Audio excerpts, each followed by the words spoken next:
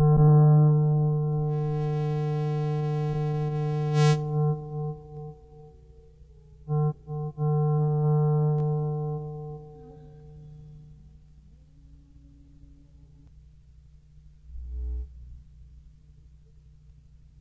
from it so that they can accept and bring into themselves that which is the opposing point of view. For a period of time exist in that context so that they can accept.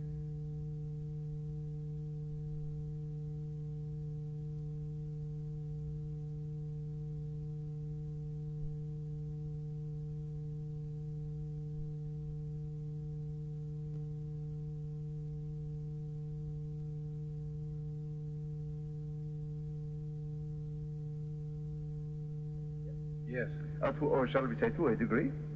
And in that way, your survival is guaranteed, but you are convinced, because you tend to view yourself as isolated within the body, that you must defend the body, so that the body being the only viable vehicle that you believe you have to exist, then you will also resist that which is called growing old, or what is termed the death experience.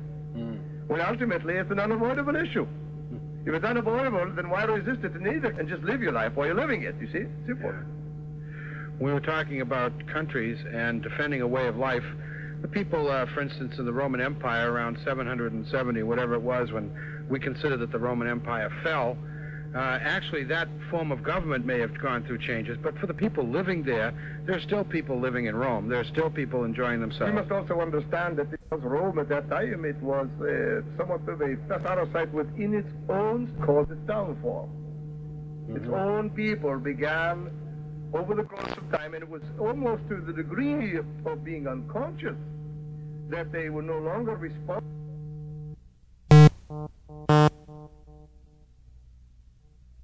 It was founded that the individual people, even unbeknownst to most of them, were inadvertently creating an opportunity for this to change.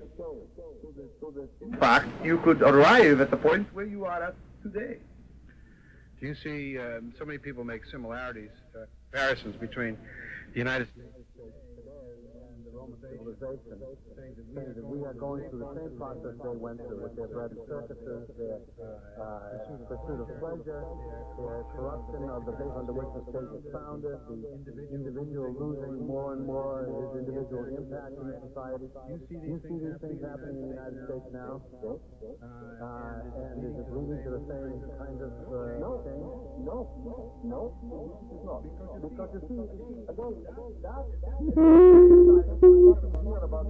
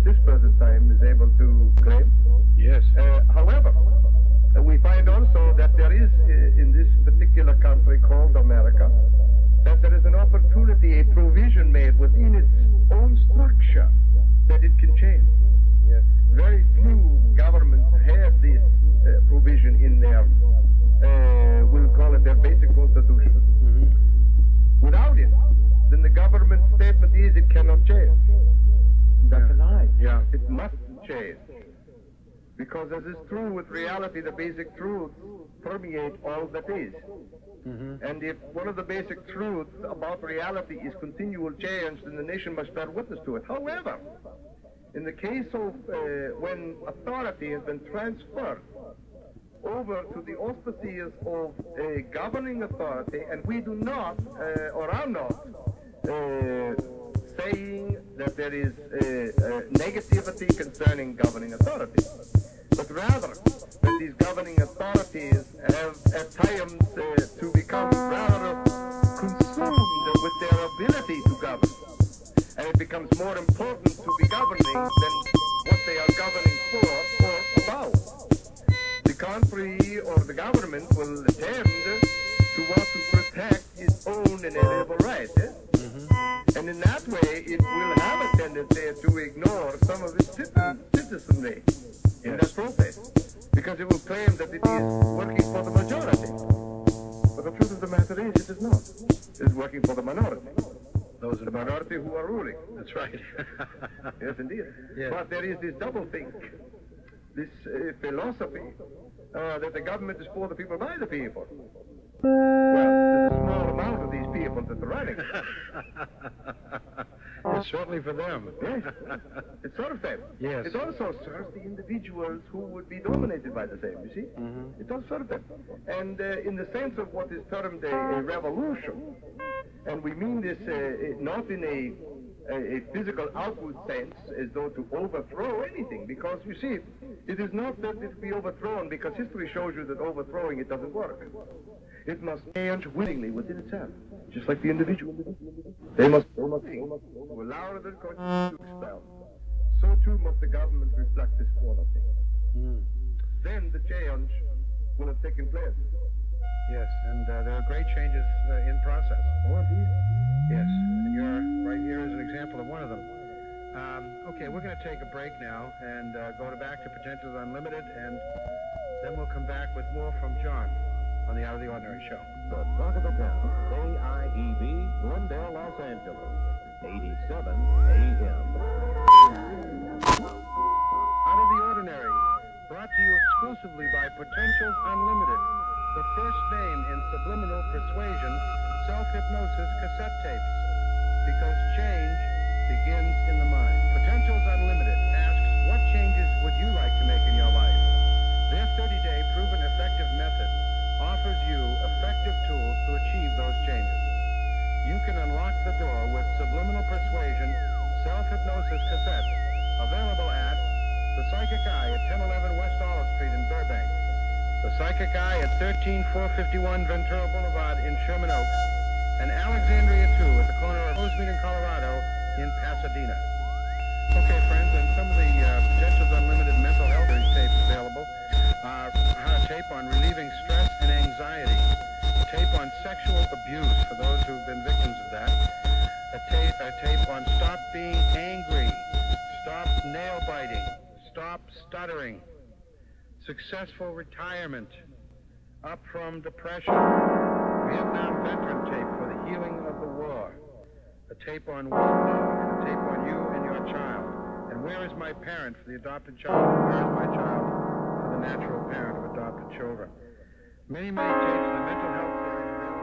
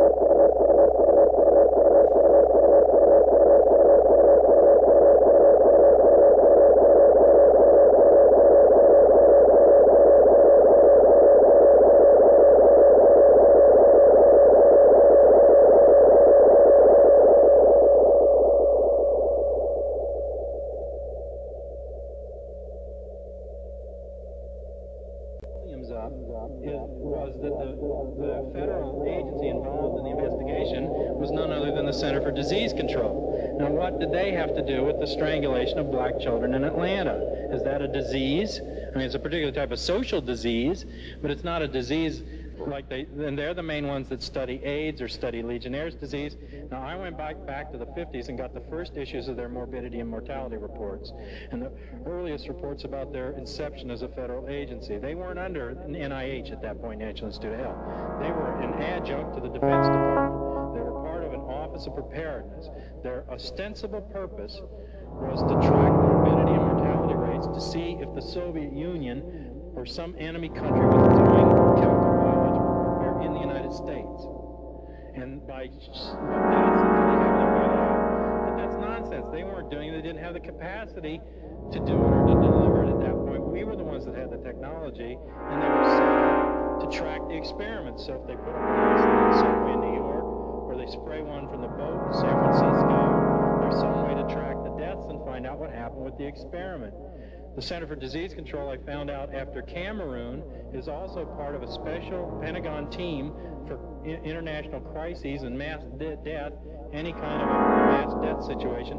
This team flies in from the U.S. It has medical doctors, all from the Pentagon, hand-picked, people from the Center for Disease Control, and so they were there in Cameroon looking at the bodies too. They show up in every one of the medical aspects that I'm suspicious of, and they were part of the Atlanta child deaths, so maybe they were testing something as well on the bodies.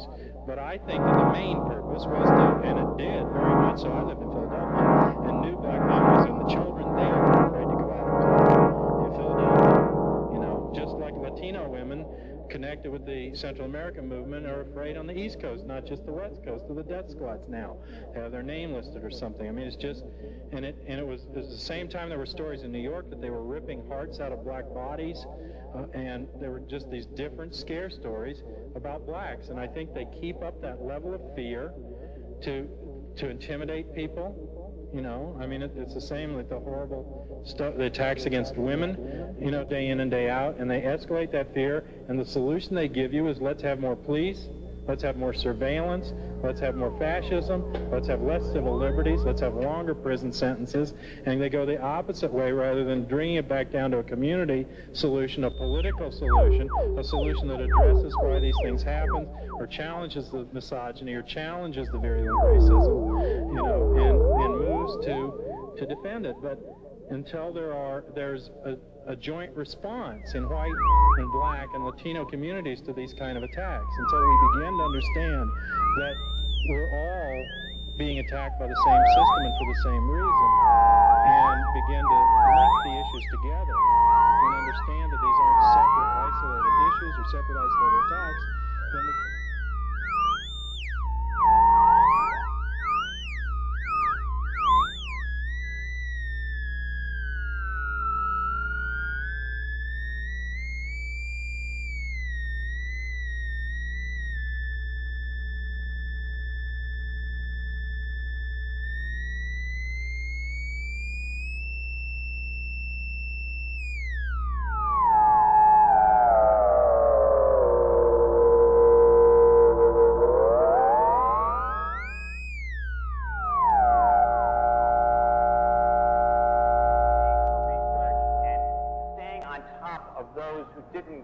weren't getting their money from the CIA. But most of the big research programs in the early 50s, now this isn't the 60s, understand this is the early 50s. Most of the big research programs were funded secretly by the CIA, or military intelligence, American military intelligence, which was into it for the same reason, though the military were more interested in giving it to whole populations. In other words, perhaps rendering an army or a city stoned and therefore unable to fight a war. And they, well, you know, the Army literally was loading up artillery shells full of BZ, which is a psychedelic even stronger than LSD. And the notion was you could lob one into a fort somewhere and that would be the end of the resistance. Now, it's not a bad concept. And when you think about it, it may be a better way to fight a war than with bullets.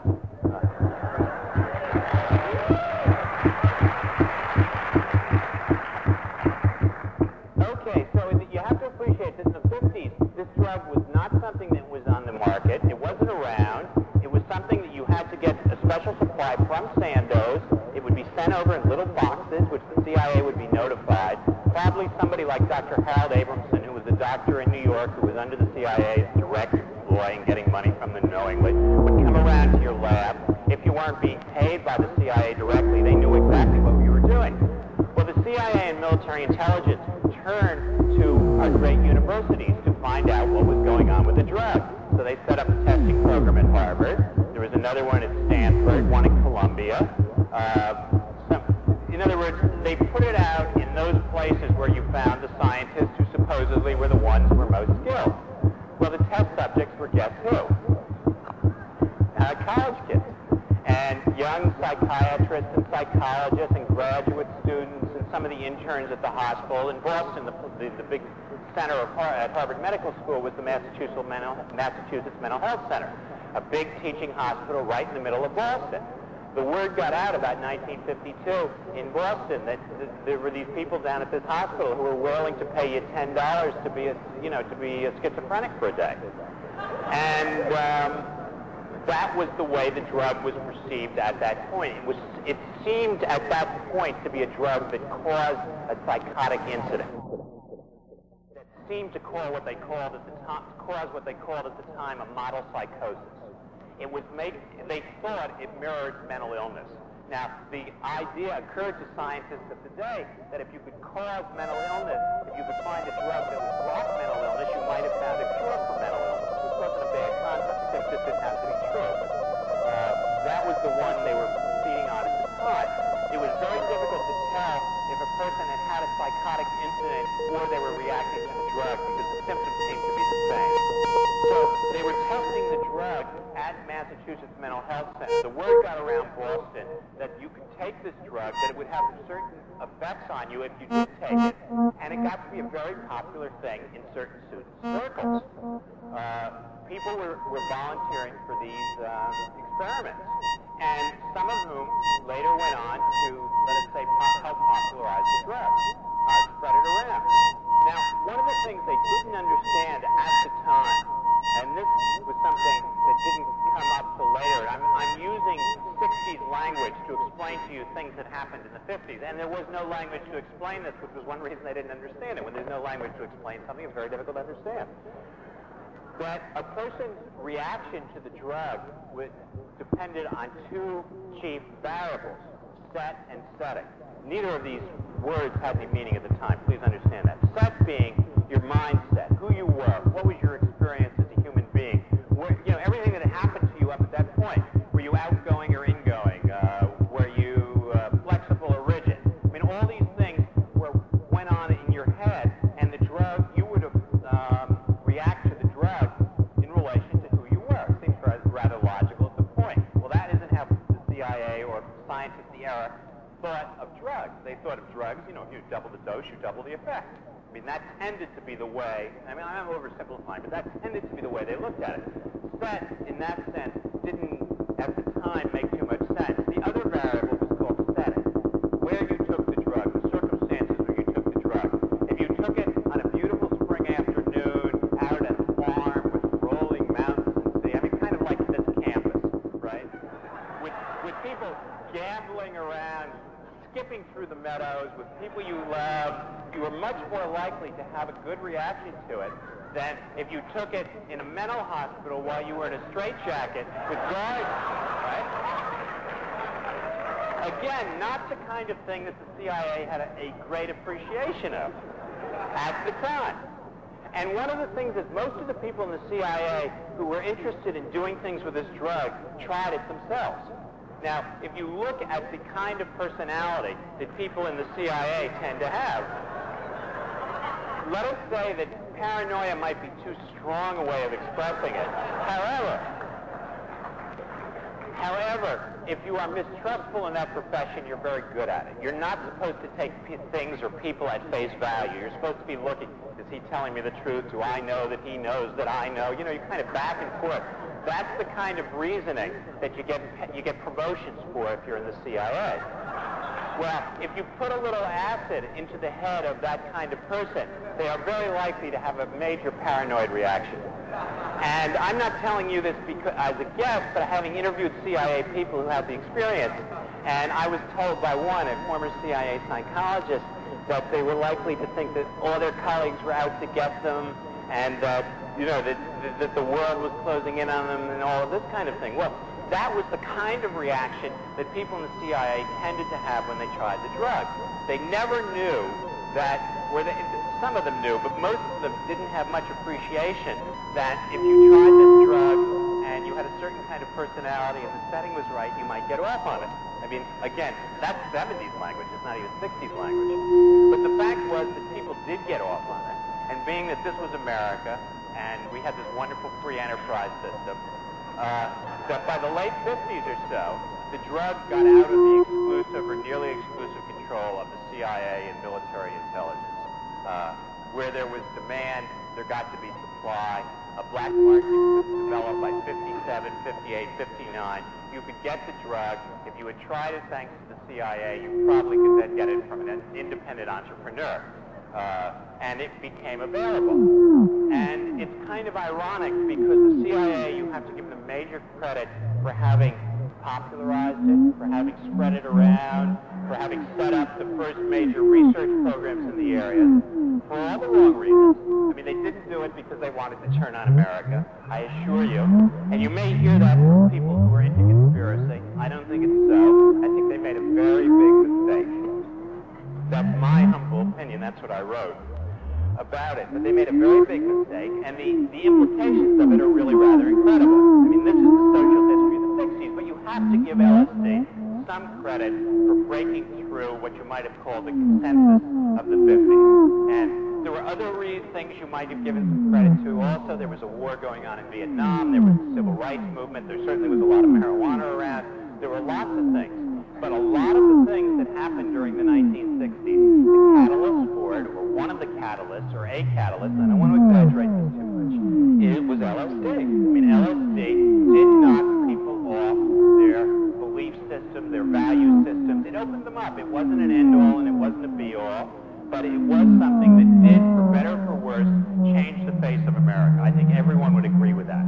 And when we think of LSD, we can say, thank you, CIA. Now, we can't say thank you, CIA, for all of it, because you can't give them sole credit. You can give them only partial credit. So, you know, if any of you go off for a new trip, you can think maybe 3/4 of the credit, or 2/3, or 42%. I mean, I'm not sure what the percentage is, and I don't want to stand up here and give them full credit for it. But I can say that they did play a role, and the irony of it is rather amusing. To me, is rather, well, it's rather ironic, let's just say. Because I think when you look at that consensus, which came tumbling down in the 60s, the notion on which the CIA's power was based. I mean, the CIA was a much more powerful institution in this society as long as there was a consensus for Cold War, as long as there was a consensus for an either-or approach in all international relations and things of that sort. And that started to break down during the 1960s, and LSD played a part. So I just say that there's some irony there.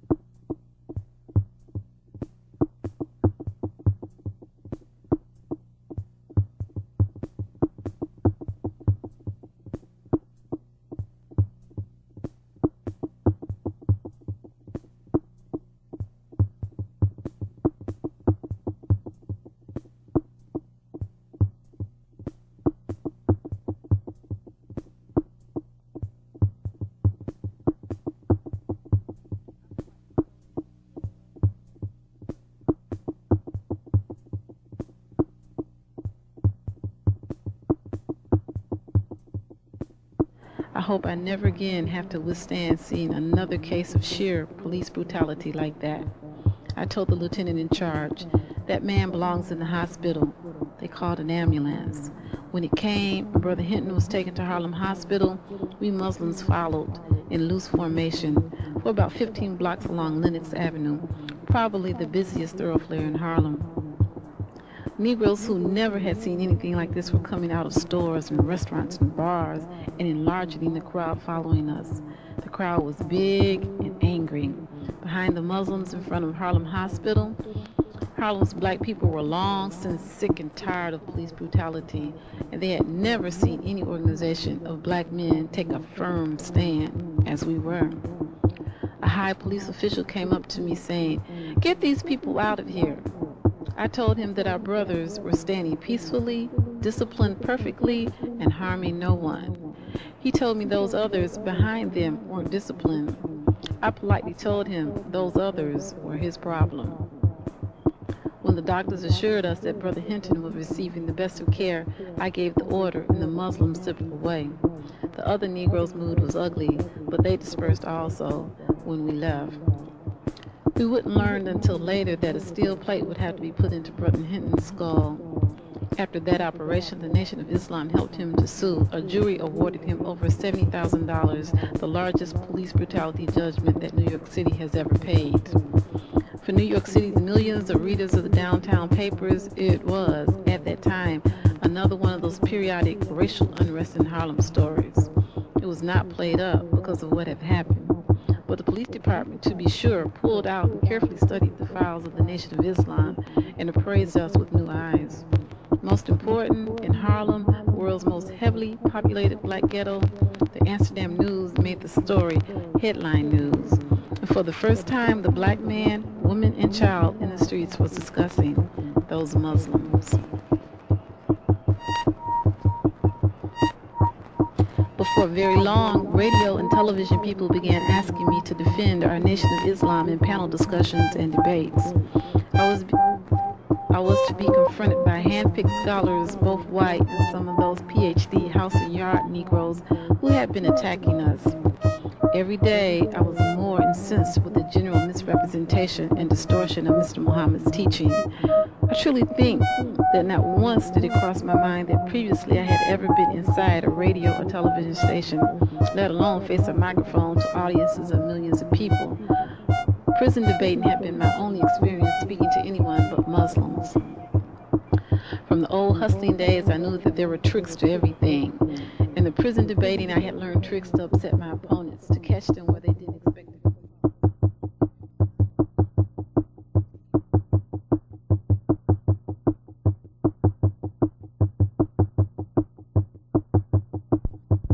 And LSD played a part.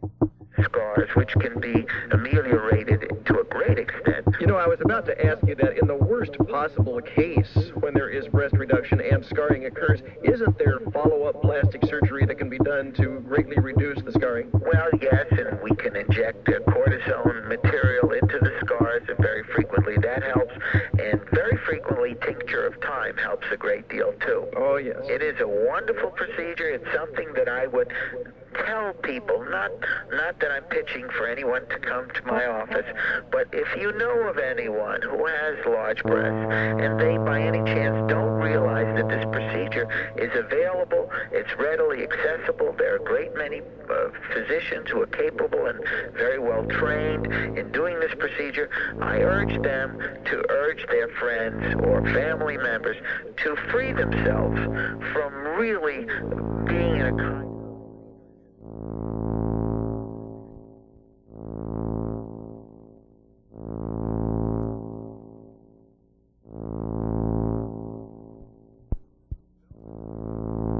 Available at The Psychic Eye at 1011 West Olive Street in Burbank, The Psychic Eye at 13451 Ventura Boulevard in Sherman Oaks, and Alexandria 2 at the corner of Rosemead and Colorado in Pasadena.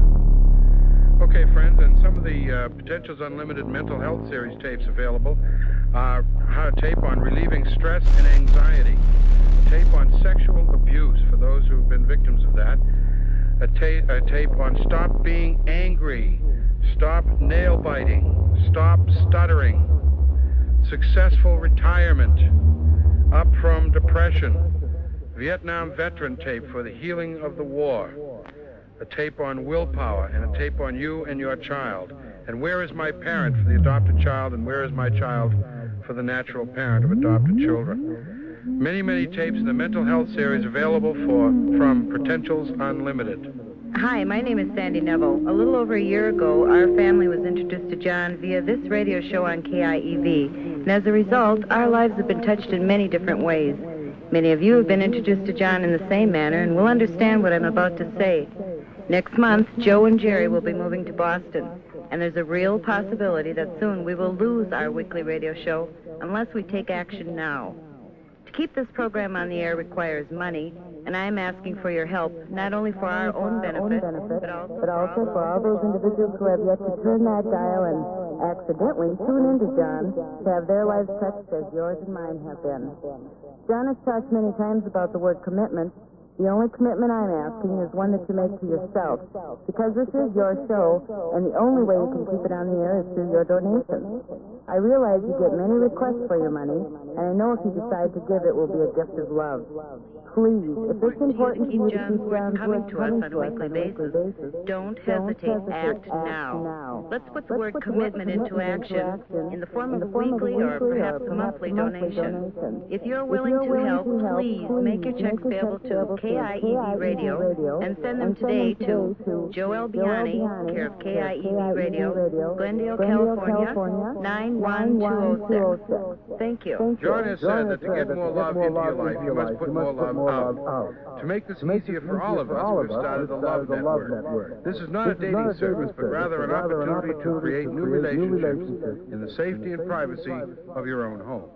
Your first name and phone number will be put on a list with others, along with the times of the day you would be willing to make or receive calls. It doesn't cost a dime, just a moment of your time to expand your world. Please call 818-791-9393 and say...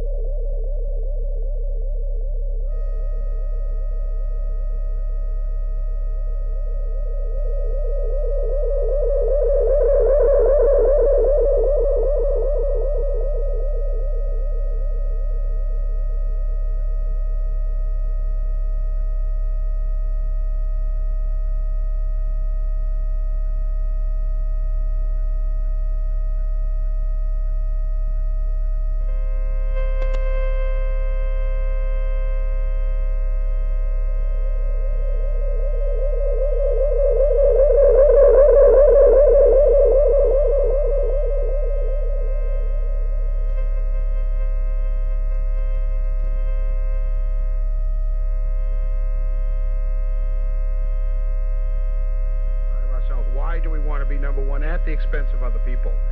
This seems to be, John, we've often talked about how this age is the age of, well, the United States is considered the country of rugged individualism. And you often talk about the illusion of separation that we have, that we think we're separate from every other being. We don't see ourselves in others. And so the United States philosophy of rugged individualism seems to go right along with that illusion of separation. When an individual in India starves, is this any different than an individual in Ethiopia starving? No. Is it any different than an individual in this country starving? No. Is it any different than an individual in that which is the Union of Soviet Socialist Republics starving? Well, let me say this. It's only difference in that it seems more outrageous that it would happen in this country than Ethiopia. They're all people. Oh, I know that. But I mean... That's the sameness, you see. Doesn't matter where they are, what language they speak, what color their skin is. Right. You see? Each who is on this planet, as far as human beings, they all have internal organs, don't they? Oh, they're all the same. Yes. But they will separate themselves by appearance. Yeah. And as opposed to by essence, you see? Because in essence there is no separating.